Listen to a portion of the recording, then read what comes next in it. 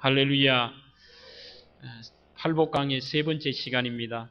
우리 사랑하는 옆에 성도님들과 사랑의 인사를 나누겠습니다. 이렇게 저 따라 인사하겠습니다. 온유한 자가 됩시다. 오늘 참 잘 오셨습니다. 말씀 안에서 승리합시다. 할렐루야. 요즘은 취업 대란이라고 합니다. 지방직 공무원 시험을 치는데 200대 1이 넘는다고 합니다. 참 힘든 세월을 산다 그런 생각이 드는데, 어떤 한 청년이 회사에 면접을 보는데 질문을 하자 당신 잘하는 게 뭐가 있습니까? 이렇게 질문을 합니다.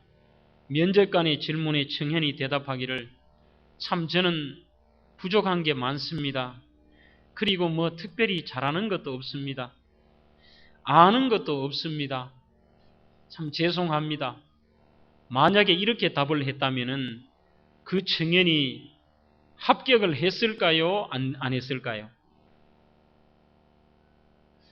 면접관의 마음에 참 저 청년은 겸손하다, 저 청년은 대단하다 해가 합격을 시켰겠지요? 아닙니다. 요즘은 그렇게 대답을 하면은 100% 떨어집니다. 예, 저는 이러이러한 분야에 열심히 준비를 했습니다. 그리고 그 회사에서 필요한 이러이러한 것들을 제가 잘할 자신이 있습니다. 부족하지만 최선을 다하면은 좋은 성과가 있을 걸로 생각을 합니다. 저에게는 열심히 하는 남들에게 없는 나름대로의 장점이 있습니다. 이 대답이 차라리 낫다는 것입니다.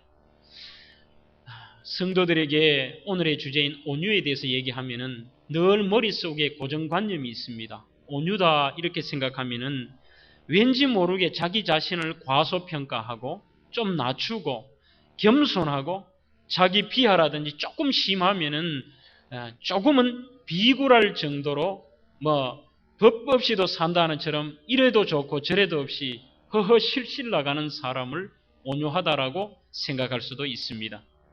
그러나 온유는 이러한 온유가 아니라는 것을 성경 여러 곳에서 볼 수가 있습니다. 온유라는 말은 헬라어의 프라우스라는 말입니다. 프라우스.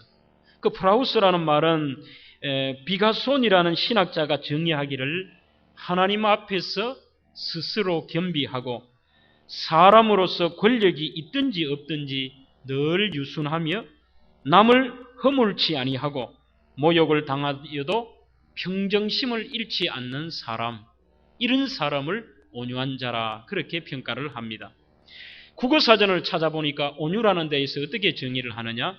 성질이 온순하고 부드러운 것.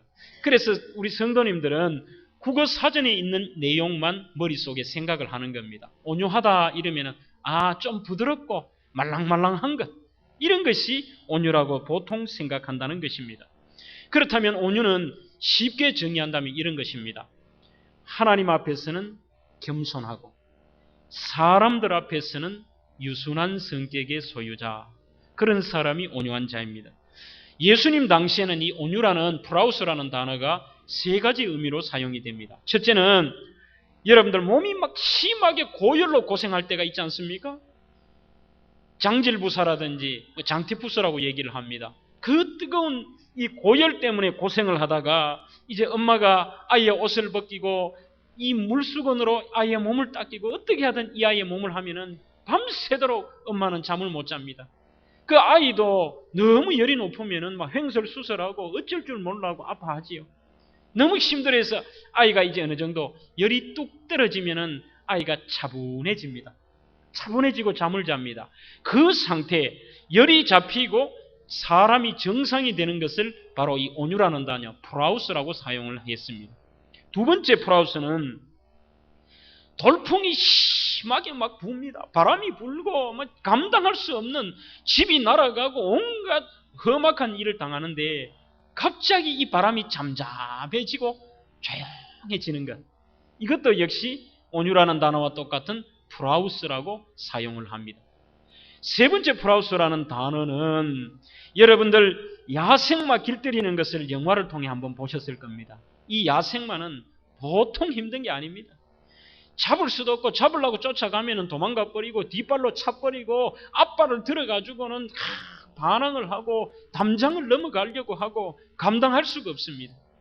그래도 포기하지 않고 끝까지 그 주인이 이 야생마를 길을 잘 들입니다. 그러면 이 야생마는 어느 어떤 다른 말보다도 더욱 건강하고 힘차고 주인에게 충성심이 강한 말이 됩니다. 이 말을 바로 야생마를 길들이는 것도 역시 프라우스라는 말로 사용이 됩니다. 그럼 성경에서 오늘 이 본문에서 이야기하는 온유한 자가 복이 있고 그 온유한 자는 땅을 기업으로 얻는다고 했는데 이 세 가지 케이스 중에서 바로 마태복음의 마태가 쓴 단어는 세 번째의 단어, 즉 야생마를 길들이는 데서 사용되는 프라우스라는 단어를 여기에서 사용하고 있습니다. 즉 온유한 자라는 것은 너의 그 야생마 같은 것, 너가 원래 갖고 있던 그러한 강하고 야생마 같은 성격이 하나님으로 통하여서 잘 조련이 돼가지고 정말로 하나님의 손 안에서 잘 길들여진 그 상태, 이것이 바로 온유라는 것입니다. 그래서 이 온유는 여러분들 이 컨트롤이라는 영어로는 통제한다는 것이죠. 그 통제한다라는 단어와 비슷한 의미를 가지고 있습니다. 그 성경에는 온유와 절제를 틀리게 사용합니다만 조금 더 세부적인 의미에 가면은 온유라는 말이 우리나라 사람들의 생각처럼 부드럽고 따뜻하다, 말랑말랑하다라는 뜻보다는 조금은 절제된 모습, 안정적이고 조금은 평안한 모습을 가르쳐서 온유라고 사용하고 있다는 것입니다. 이 온유의 특징은 겸손한 것입니다. 컨트롤을 절제하는 것입니다. 온유의 특징은 사랑하는 것입니다. 온유는 하나님의 능력으로 다스려지는 바로 이 정신적인 힘을 의미합니다. 무슨 세상적으로는 것이 아니라 내 정신적인 힘을 의미합니다. 그 대표적인 사람이 바로 사도 바울입니다. 이 사도 바울은 과거에 가말리엘이라는 세계적인 석학 밑에서 배우고 유대교의 신봉자로서 예수쟁이들은 다 죽여야 된다는 것입니다.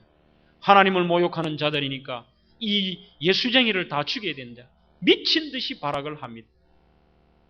자기가 지금까지 배웠던 지식이 다라고 생각을 합니다. 내 지식에 안 맞고 내 논리에 안 맞고 내 생각에 안 맞는 것은 다 적이라는 것입니다. 그래서 그는 예수 믿는 사람을 얼마나 많이 핍박합니까? 예수 믿는 사람을 잡아다가 감옥에 가두기도 하고 예수 믿는 사람들을 송사하기도 하고 심지어는 우리가 알다시피 스데반이라는 그 순교자가 죽는 현장에 남들이 그 돌치는 사람이 옷을 맞고 있을 정도로 이 사람은 완전히 삐뚤어진 사람입니다. 혈기도 왕성한 청년이었습니다. 목숨 아니면 나에게 결국은 너희들이 너 복음을 포기하라는 것입니다. 이만큼 미친 듯이 달려가고 마지막 순간에도 다마스커스라는 지금의 시리아지요. 그 다마스커스라는 거대한 도시를 향하여 그곳에는 예수 믿는 사람이 많다더라.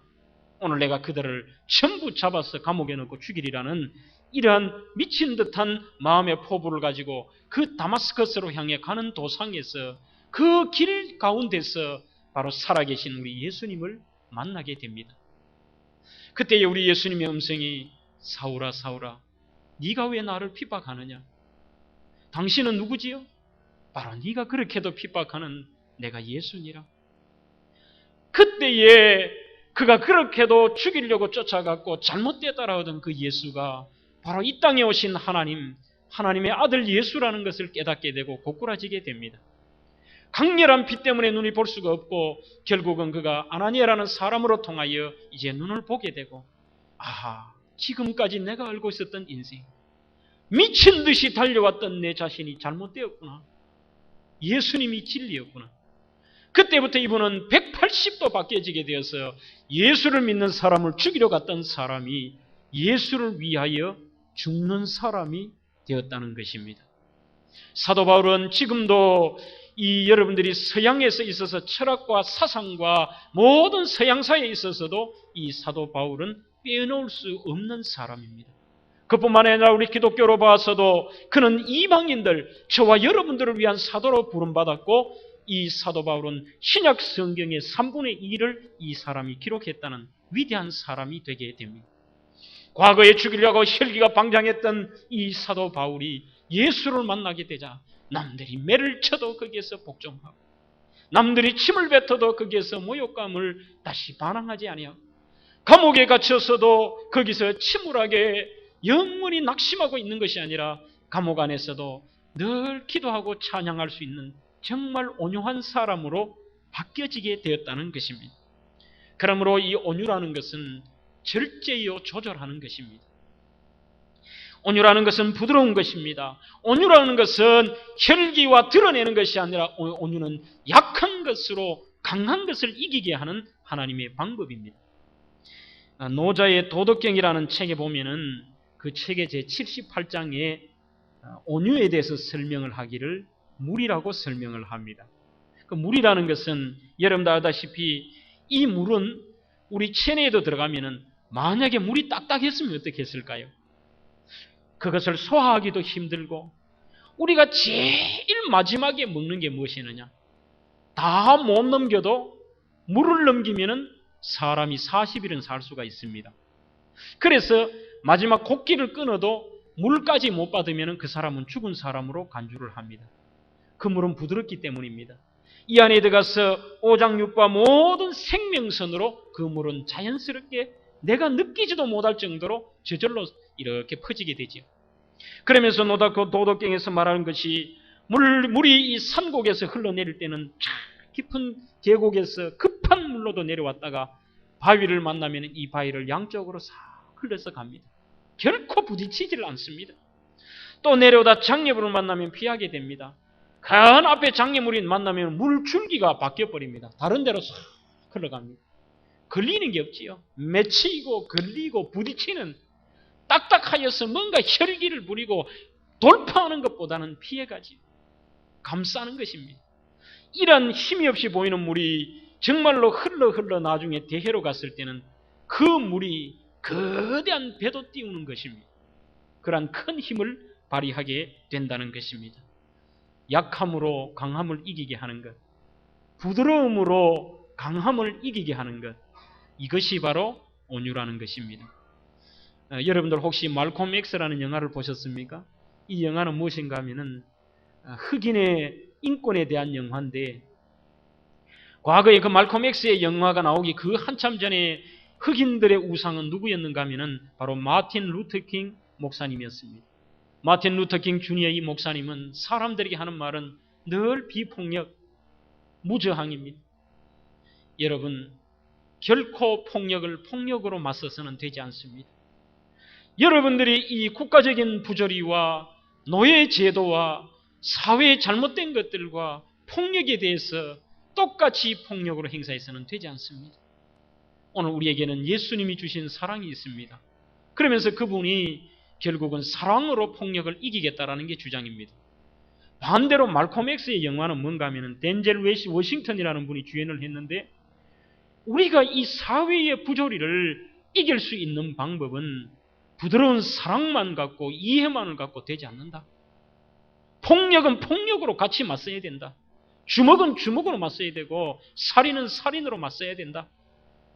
폭력은 더 큰 폭력으로 이겨줘야 된다는 것이 거기에 핵심 사상입니다. 그러나 그것은 결코 변화시킬 수가 없습니다. 더 깊은 낭패와 구렁텅이만이 찾아올 수밖에 없다는 것입니다. 하나님을 경건되이 순종하고 하나님을 경외하고 사람들을 사랑하고 이해하는 그 마음, 이것이 바로 온유한 자입니다. 온유한 자가 겸손해지는 것은 하나님이 나를 보고 계신다고 하면 사람이 겸손해집니다. 아하, 하나님이 나를 보고 계시는데 내가 함부로 말할 수 있나? 내가 함부로 행동할 수 있나? 그러한 자들은 온유하고 부드러워집니다. 사람에 대한 사랑하는 마음이 생겨나게 됩니다. 사람에 대해서 이해하는 마음, 사람에 대해 용서하는 마음, 사람에 대해 부드러운 마음들, 부드러운 말들이 나오게 된다는 것입니다. 유명한 설교가였던 마틴 로이드 존스라는 분의 산상설교 연구라는 책에 보면은 이 온유는 원래 사람들이 갖고 있는 본래의 성품은 아니라는 겁니다. 원래 사람은 온유한 게 우리가 갖고 있는 성품은 아니고 게으름과 무능과도 다르고, 온유는 힘과 모순되지도 않고 온유는 외적인 일도 아니고 내적인 마음의 일인데, 사람들이 태어날 때부터 온유해가지고 그것이 갖고 있다 문제가 내서 과격한 게 아니고, 온유한 것도 훈련하고 연단하고 단련해서 그렇게 만들어가는 것이라는 겁니다. 처음부터 온유한 것 기대하지 말라는 것입니다. 그렇다면 사랑하는 성도 여러분, 두 번째로 우리가 어떻게 하면 온유한 사람이 될까? 여기에 대해서 한번 생각해 보겠습니다. 존 오웬이라는 청교도 설교가는 온유한 인격은 오직 하나님의 주권에 대한 정당한 반응으로만 만들어질 수 있는 인격이다. 쉽게 하면은 사람의 노력으로 내 의지로 이 온유하게 된다는 것은 기대하지 말라는 것입니다. 이 온유라는 것은 하나님의 주권, 그분의 능력 안에 있다는 것입니다. 그러기에 온유한 사람이 되려면 먼저 하나님의 주권을 믿어야 합니다. 하나님의 주권을 의지하고 그분이 나와 함께 하신다. 어떤 형편과 처지 속에도 내가 분노할 일이 생겨도 하나님은 아시지. 내가 정말 억울한 일이 생겨도 아하, 하나님은 아시지. 내가 정말로 손해보는 일이 생겨도 하나님이 이 상황을 바꾸어 주시지. 하나님이 주인이시지. 하나님이 모든 내 삶의 주인 되시고 권리를 갖고 계신다는 것을 인정하는 것입니다. 그 대표적인 예가 창세기 13장의 바로 아브라함과 롯의 사건입니다. 아브라함이 결국은 하나님 앞에 떠났다가 다시 돌아와서 큰 은혜를 받고 거부가 되게 됩니다. 자기뿐만이 아니라 자기 조카였던 롯도 거부가 되게 되는데 여기에서 문제가 생깁니다. 아브라함도 거부가 되었지만 똑같이 자기의 조카도 거부가 되니까 삼촌과 조카 사이는 문제가 없는데 그 밑에 종들끼리 막 싸움이 일어납니다. 싸움이 일어나 이것이 이게 네 양이다 내 양이다 섞여가지고 이것이 네 영토다 내 영토다 싸우고 매일 집안이 조용할 날이 없습니다. 그때에 더 이상 이래서는 되지 않겠다. 만약에 이 정도 되면은 오늘날 물질주의를 살아가고 있는 사람들이라면은 아마 이런 결정을 내렸을 겁니다. 조카를 부를 겁니다. 이리 와봐라. 네가 이만큼 부자가 된 것도 내 덕 아니가? 내가 너를 이만큼 살게 했는데 이런 문제가 있으면은 그만 네 얼마 가지고 어디로 멀리 떠나거라. 그렇게 얘기하는 게 맞을 겁니다. 아니면은 똑같은 지역이 있을지라도 조금 더 못한 지역을 향해서 네가 지금까지도 내 덕에 이만큼 살았는데 저쪽으로 가거라. 나는 이쪽으로 할 거다. 이게 보통 사람의 정상입니다. 그러나 아브라함이 동서남북을 다 바라보는 높다른 곳에 올라가서 이제 얘기를 합니다. 롯아, 이제는 네 집안하고 내 이 식솔들하고 너무 커져가 같이 지날 수가 없어. 그러니 이제는 우리가 분가를 할 때가 되었는데 내가 이 높은 곳에 올라온 이유는 네가 먼저 우선권을 주기 위해서야. 자, 이쪽 땅을 보면은 소돔과 고모라 수할 땅이 너른 벌판 땅, 아주 좋은 이스라엘이 척박한 땅입니다만 평야지대는 너무 좋지요. 새파란 풀이 있고 평야지역이 있는 그 소돔과 고모라 좀 낮은 땅이 있고 여기에 보면은 정말로 높은 산지가 있는 아주 볼품없는 그쪽에 땅들이 있습니다. 그때 뭐라고 얘기하느냐? 네가 우하면 내가 좌할 것이고 네가 좌하면 내가 우하지. 선택을 하라는 것입니다. 이때에 참 롯도 어찌 보면 섭섭한 인간입니다. 그동안에 받은 바 은혜가 있다 그러면은 아이고 그래도 삼촌 제가 이 험악한 땅에 가겠습니다. 이쪽은 삼촌이 하시죠 아니라 폴짝 하는 말이 너르게 자기 눈에 좋아 보이는 그 땅을 선택하게 됩니다. 아무런 이야기를 하지 않습니다. 욥의 마음에 속상한 마음들, 그의 마음에 분노하는 마음들, 섭섭한 마음들이 하나도 없습니다. 그 순간에 한다는 말이 뭐냐? 이제는 인정하겠다는 표현입니다. 그 다음에 하나님께서 이 아브라함과 그 후손에게 또 다른 약속을 주시게 됩니다. 그러면서 13장 후전부에 넘어가면서 뭐라고 하느냐? 아브라함은 인간적인 것보다는 여호와 앞에 단을 쌓기 시작합니다. 결국 이 말은 내 인생의 재물도, 내 인생의 사람과의 관계도, 내가 지금 선택하는 것도 모든 것은 하나님의 손에 달려 있다. 하나님은 나를 한 번도 실망시키신 적이 없어. 하나님은 한 번도 때로는 손해와 희생이 따르지만 반드시 회복을 주셨어. 내가 그러면은 과거에 괄대와 우리에서 떠나올 때는 무슨 재산이 있었나? 아무것도 없었잖아. 그러나 하나님이 시키는 세로 그분에게 맡겼더니만 지금 나는 이러한 거부가 되었어. 나는 전능하신 하나님의 주권을 믿는다. 그분이 내 삶의 주인 되심을 인정한다. 하나님은 이상하게도 내가 온유하게 포기할 때 더 많은 것을 주시더라. 그는 하나님의 주권과 섭리를 믿었던 것입니다. 사랑하는 성도 여러분, 여러분들 그 결정이 쉬웠겠습니까? 이것이 바로 하나님의 주권을 믿는 자, 온유한 자의 모습입니다. 하나님의 주권을 믿지 않고 내 마음 가지고 내가 너그러운 마음으로 내 능력 가지고 베풀고 온유한다고 하면은 하지 못합니다. 해놔놓고도 아깝습니다. 돌아서서는 섭섭합니다. 내 마음이 견딜 수가 없다는 것입니다. 그래서 이 온유라는 것은 하나님의 주권을 인정하고 그분을 100% 주권을 신뢰했을 때만 가능하다는 것입니다. 최영덕 씨가 지었던 오 신실하신 주의 찬양처럼 하나님 한 번도 나를 실망시키신 적이 없으시고 언제나 공평과 은혜로 나를 지키셨네. 오 신실하신 주, 오 신실하신 주, 내 너를 떠나지도 않으리라, 내 너를 버리지도 않으리라 약속하셨던 주님, 그 약속을 지키사 이후로도 영원토록 나를 지키시리라 확신하네. 그런 것입니다. 내가 어떤 쪽을 선택하든, 내가 조금은 어떻게 보면 남들에게 이용을 당하고 내가 손해보고 내가 정말 억울한 일을 당했을지라도 하나님은 아시지. 그분의 능력을 의지하였을 때는 그분은 이것을 더 좋은 방향으로 이끌어 주실 분이라. 그 신실하신 하나님을 믿었다는 사실입니다. 우리도 이 찬양 1절만 한번 해볼까요? 하나님 한 번도 나를 실망시키신 적 없으시고, 우리 뜻을 생각하면서 1절만 찬양 한번 해보겠습니다.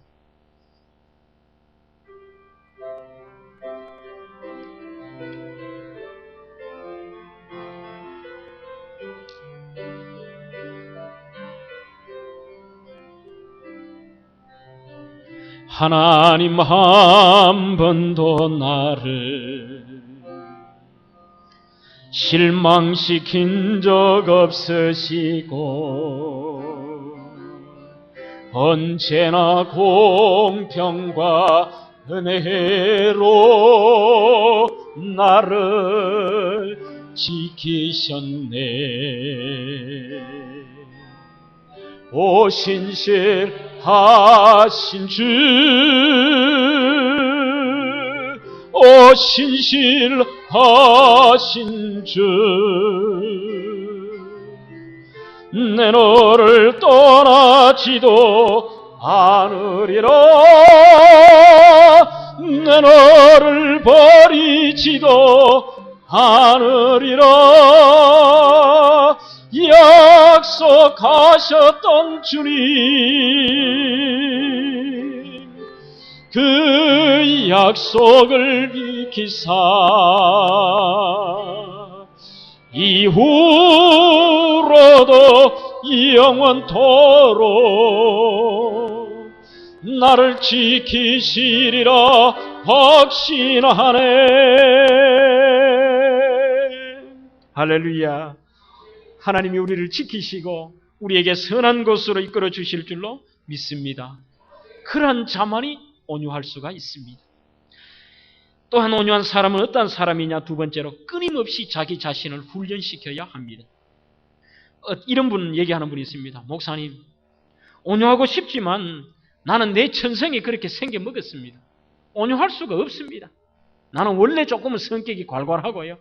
나는 생겨 먹은 게 그렇습니다. 앞으로 그런 얘기 하지 마십시오. 어떤 분들은 신앙생활해도 옛날에 자기 했던 대로 자기 성격대로 한다는데 그 말도 틀렸습니다. 우리의 성품은 날마다 주님께서 신약성경에도 뭐라고 말씀하셨습니까? 나는 마음이 겸손하고 온유하니 너희들은 나에게서 배우라 그랬습니다. 너희들이 연습하라는 겁니다. 그 배우라는 의미가 teaching이라는 의미, 가르친다는 의미하고 learn, 배우라는 의미가 아니라 그거는 train이라는 의미가 많습니다. 네가 그것을 연습하라는 겁니다. 우리는 끊임없이 연습해야 됩니다. 내가 옛날 깡패였는데, 내가 옛날 어떤 사람이었는데, 내가 성격이 원래 그렇고, 나는 우리 집안이 생겨먹은 게 원래 그렇고, 나는 골격이 그렇다. 그런 말 하지 마십시오. 이것이 얼마나 하나님 앞에 위험한 발상인지 모릅니다. 디모데전서 6장 11절에도 오직 너 하나님의 사람아 이것들을 피하고 의와 경건과 믿음과 사랑과 그 다음에 하는 말이 인내와 온유를 쫓으며, 네 성품이 뭘 할지라도 인내하고 그 온유를 쫓으라는 겁니다. 그것을 따라가라는 것입니다. 날마다 연습해야 합니다. 안 된다, 생겨 먹은 게 그런 것은 얼마나 위험한 발상인지 모릅니다. 민수기 12장 3절 이하에 보면은 하나님이 말씀하시기를 위대한 종 모세에게 이 사람 모세는 지면의 온유함이 모든 지면의 사람들보다 더 승하도다. 하나님이 지도자 모세의 그 온유함에 대해서 인정을 하는 것입니다. 그런데 여러분들, 원래 이 지도자 모세가 온유한 사람이었습니까? 그는 결코 온유한 사람이 아니었습니다. 과거에 이집트에서 탈출하기 전에 이집트의 왕자로 있을 때에 자기 동족이 고통당하는 것을 보고 자기를 놀리고 자존심 상하게 하자 그 자리에서 때려서 그 사람을 죽였던 살인자입니다. 대단히 혈기왕성한 사람이었습니다.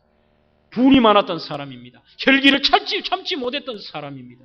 이러한 사람이 어떻게 됐길래 40년이 지난 다음에 하나님 앞에 평가를 받기를 이 사람 모세는 온 지면의 어떤 사람보다도 더 온유하다는 것입니다. 이 배경의 민수기 12장 전반부에 어떤 내용인가 하면은 모세가 실수를 합니다. 모세가 어떤 실수를 하는가 하면은 구스 여인, 이 구스가 요즘 말로 하면 이집트 밑에 있는 그 바로 아프리카 쪽의 나라의 한 나라지요. 그러니까 흑인이 아니었겠느냐 그렇게 추정을 합니다. 이 구스 여인을 데려다가 국제 결혼을 합니다.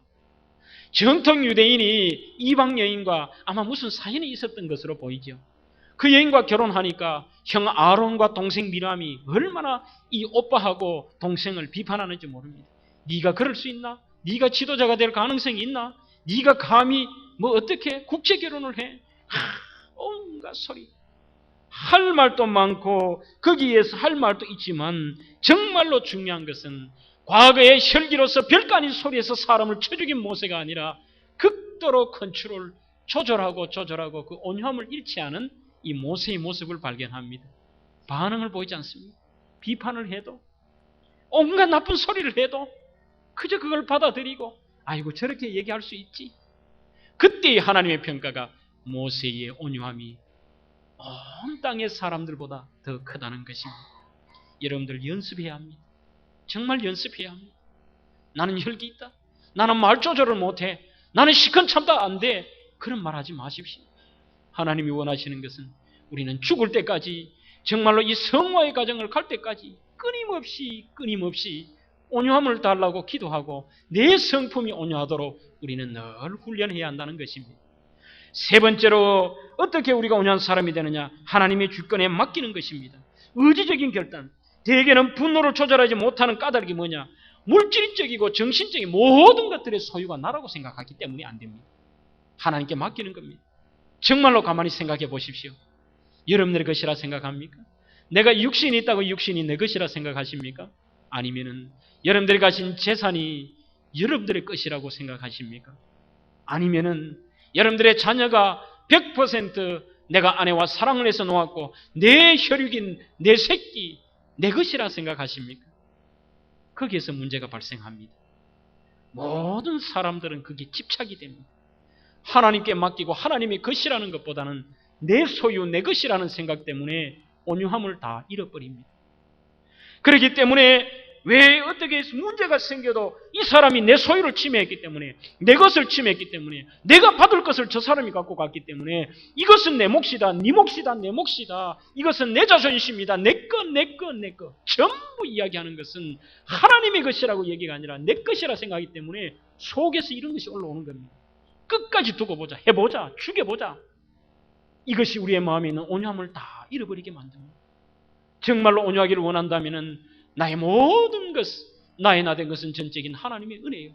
오늘 우리의 모든 것은 하나님의 것이라는 것을 인정하고 그분께 맡기는 것입니다. 그러한 자들은 하나님께서 억울하게 그냥 두실까요? 그렇지 않습니다. 결국은 물이 불을 이기듯이 온유하고 놓을 수 있고 하나님의 것이라고 인정하는 자가 결국은 승리하게 되어 있습니다. 과거에 선교사가 아프리카를 선교하는데 한 부족에서 이제 이분이 의사가 되어서 그분들에게 의료 선교도 하고 복음도 증거하는데 하나가 안 되는 게 있습니다. 뭔가 하면 이분들은 뭐든지 내 것이라는 의식이 강하다는 겁니다. 그래서 이분들을 위하여 선교사님이 같이 이제 파인애플을 좋아해서 선교사님이 파인애플을 심었습니다. 파인애플을 이제 다 해가지고 얻어가지고 열매를 맺고 먹으려고 탁 하면은 없습니다. 벌써 다 따먹어버린 겁니다. 주변에 있는 흑인들이 다 따먹으니까 얼마나 이 선교사가 마음이 속상한지.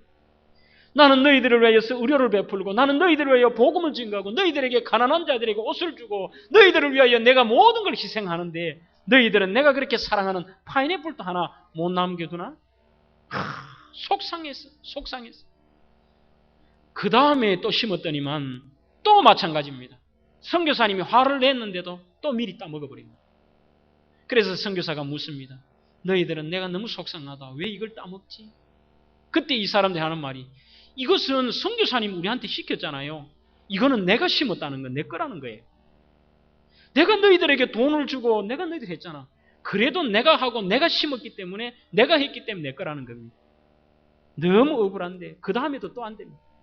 5년 동안이나 설득하고 별별 방법을 써봐도 이 사람들이 그게 바뀌질 않습니다. 한 번은 그가 혼자 큐티를 하는데 마음이 깊은 감동이 오는 게 하나 있습니다. 아, 그래요?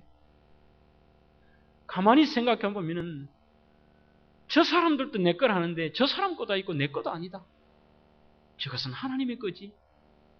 나는 뭐든지 간에 내가 하는 것도 내가 줬다고 생각하고, 내가 봉사했다고 생각하고, 저것도 내가 돈 주고 했으니까 내가 거라고 했는데, 하나님께서 물을 주지 않고 자라게 않으면은 이게 자랄 수가 있나? 저것도 하나님의 거지. 하나님의 것을 따먹었는데 내가 너무 속상할 필요가 없잖아. 마음이 평안해지더라는 거예요. 사랑하는 성도 여러분, 이 온유함은 여기서 오는 겁니다. 우리의 주인이 누구시냐? 그것을 곰곰이 생각하면은 내려놓는다는 것입니다.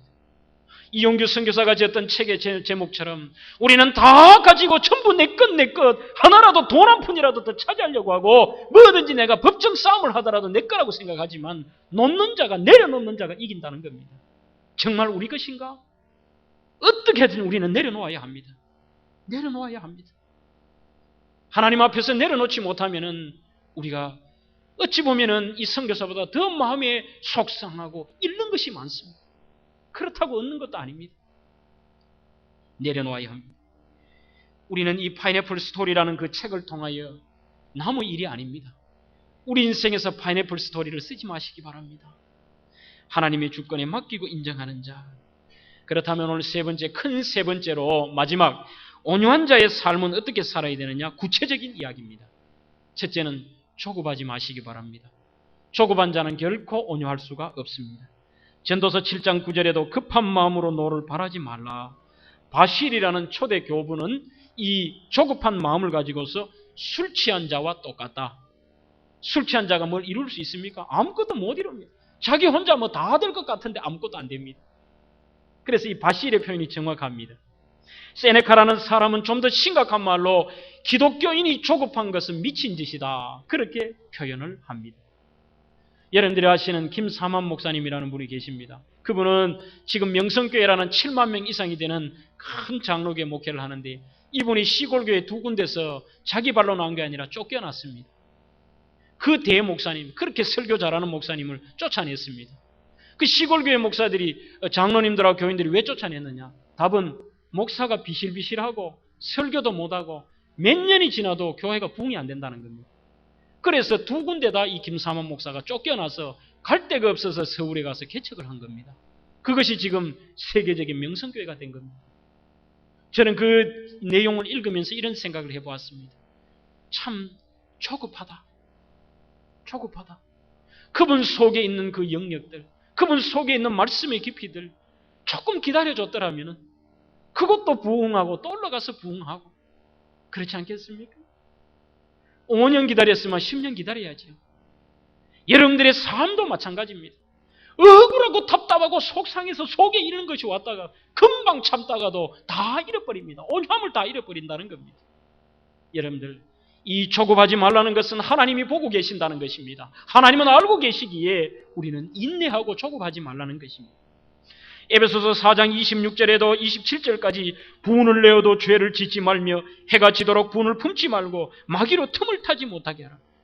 사람들은 분을 내가 참지를 못합니다. 조급해서 한번 확 지르고 본다는 것이지.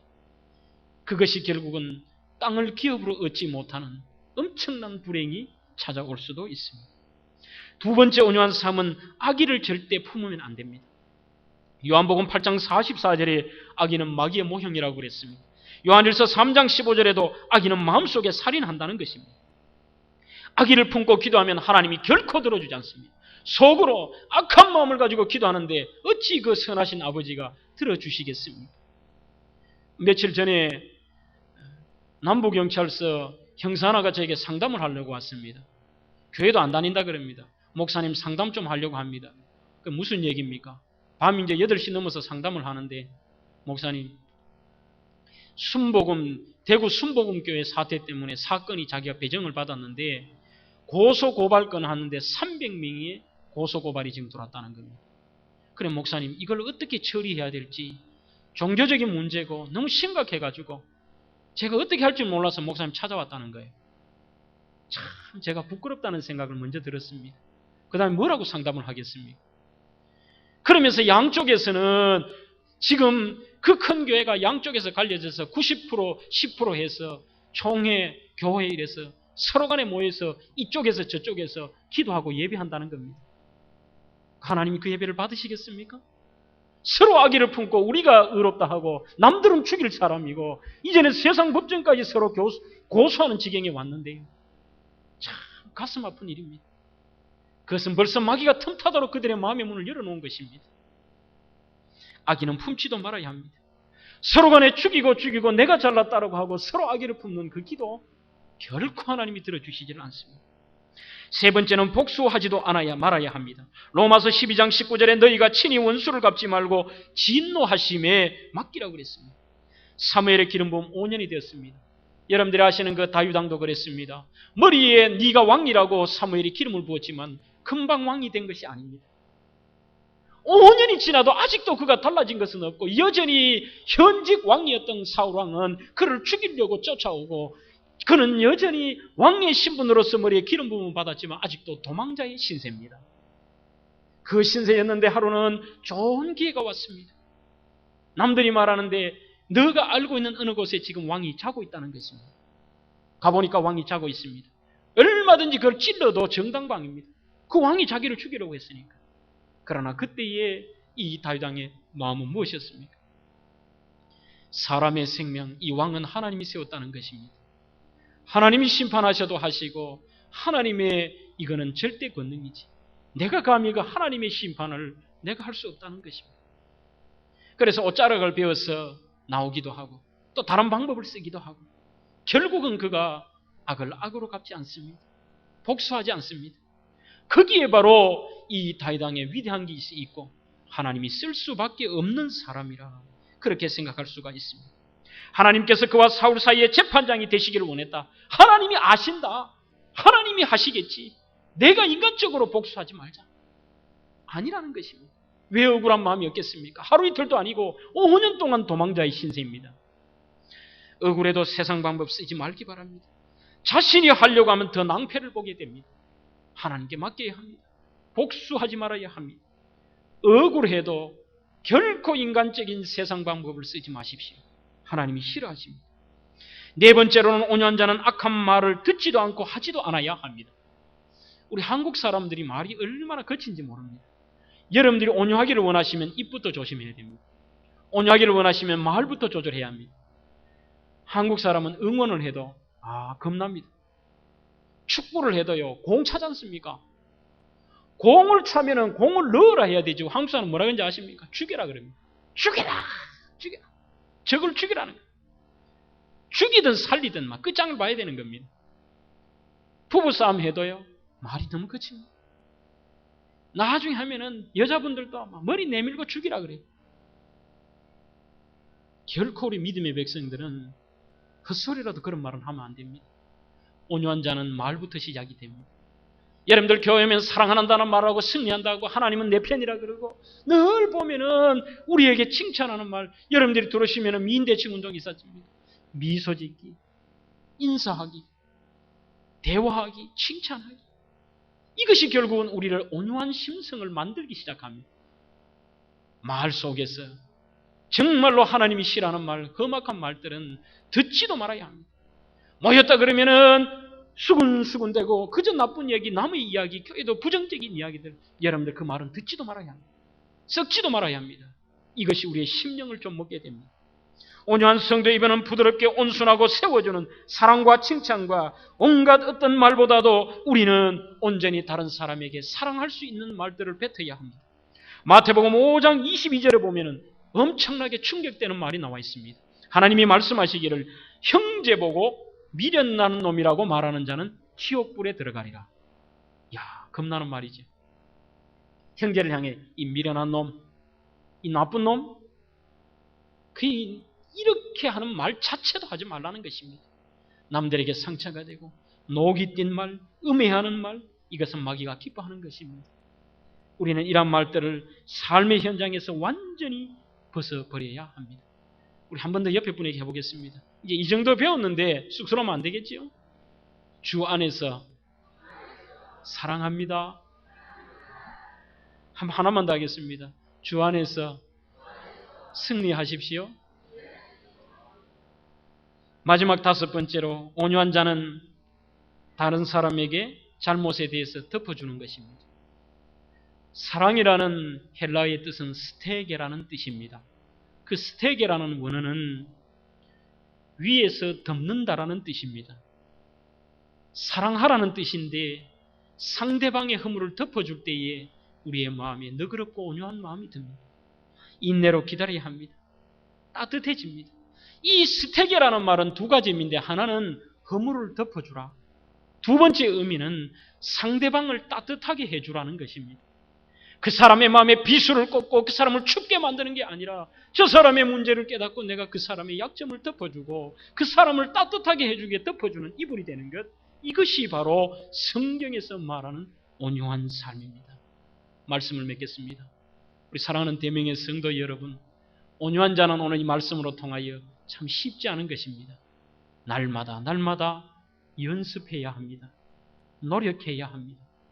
저 자신을 비롯하여 우리 모든 대명의 성도들이 정말 주님 앞에 설 날까지 온유한 자가 되어서 본문에 약속하신 대로 미래적인 측면에서는 천국을 좋은 기업으로 얻고 이 땅의 현재적인 측면으로서는 고대세계의 땅을 받는다는 것은 승리의 표상입니다. 이 땅에서 온유한 자가 되어 승리하시는 우리 모든 대명의 성도들이 되시기를 주의 이름으로 축복합니다.